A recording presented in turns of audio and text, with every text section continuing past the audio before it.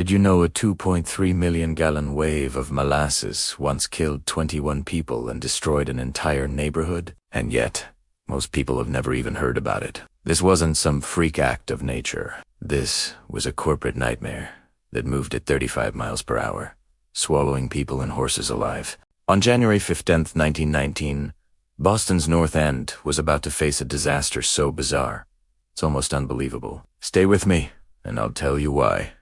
For decades after the flood, people claimed they could still smell molasses on hot summer days. Picture the scene. Boston, 1919. It's an unseasonably warm January day, about 40 degrees Fahrenheit, after a long, bitter cold snap. The North End is a bustling, working-class immigrant neighborhood, and towering over it all is a massive steel tank, 50 feet tall and 90 feet wide. Inside, it holds over 2 million gallons of thick, sticky molasses. This tank belonged to the Purity Distilling Company. They used the molasses to produce industrial alcohol, a key ingredient for munitions during World War I. But this tank was a disaster waiting to happen. Built hastily in 1915, it was never properly tested. From the very first day it was filled, it leaked. Locals even collected the dripping molasses for their own use. The company knew. Instead of fixing the structural problems, they just painted the tank brown to hide the dark streaks. Workers reported hearing ominous groaning and rumbling sounds coming from the steel beast for days, but their warnings were ignored. Just before the disaster, a fresh, warm shipment of molasses from the Caribbean had arrived, filling the tank almost to its absolute limit. The sudden warm weather caused the molasses inside to expand and ferment, creating immense pressure. The stage was set.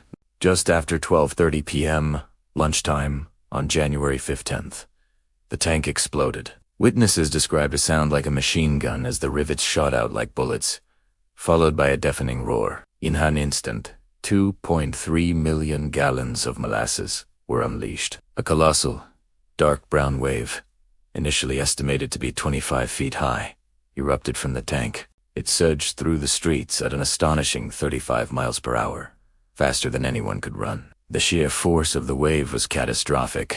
It ripped buildings from their foundations and smashed them into rubble. A portion of the elevated railway track was bent and torn from its supports. A freight train was lifted and tossed aside like a toy. The human cost was even more devastating.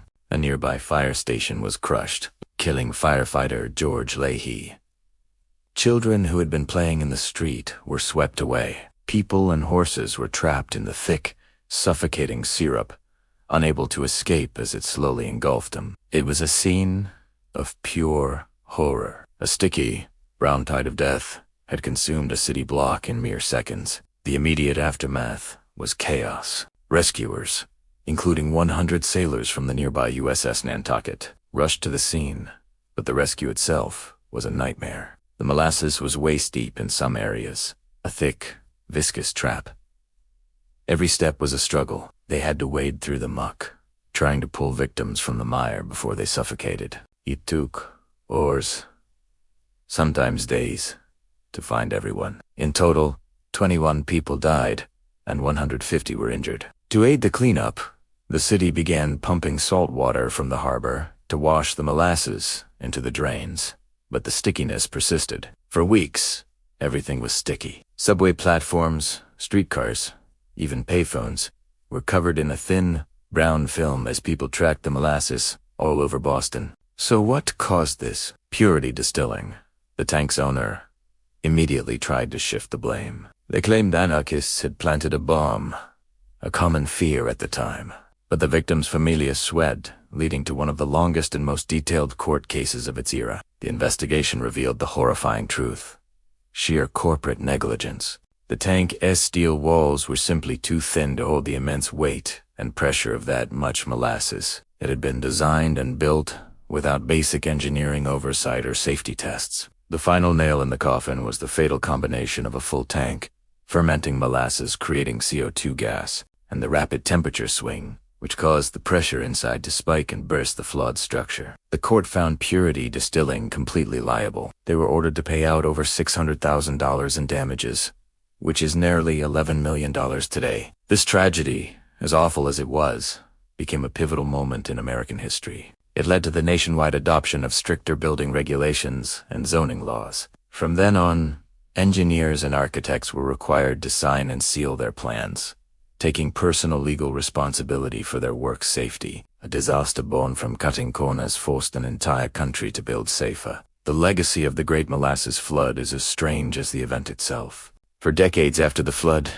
residents of the North End swore that on hot summer days, a faint, sweet smell of molasses still hung in the air, a ghostly reminder of the tragedy. Today, a small Isalimist plaque is the only official monument to the 21 lives lost. It's a story that has largely faded from public memory, overshadowed by other disasters. Yet it serves as a powerful lesson about corporate responsibility and the hidden dangers in our infrastructure. The 21 victims, people like Pasquale, Iantosca, Maria Di Stasio, and little 10-year-old Johnny Iacoviello, didn't die in a freak accident. They were victims of greed and neglect. Their story is a reminder that safety regulations are often written in the blood of those who came before us. This disaster literally changed how we build our cities today, ensuring that such a uniquely sticky and horrifying event would never happen again. If you found this story fascinating, please hit that like button and subscribe for more deep dives into forgotten history. Let us know in the comments,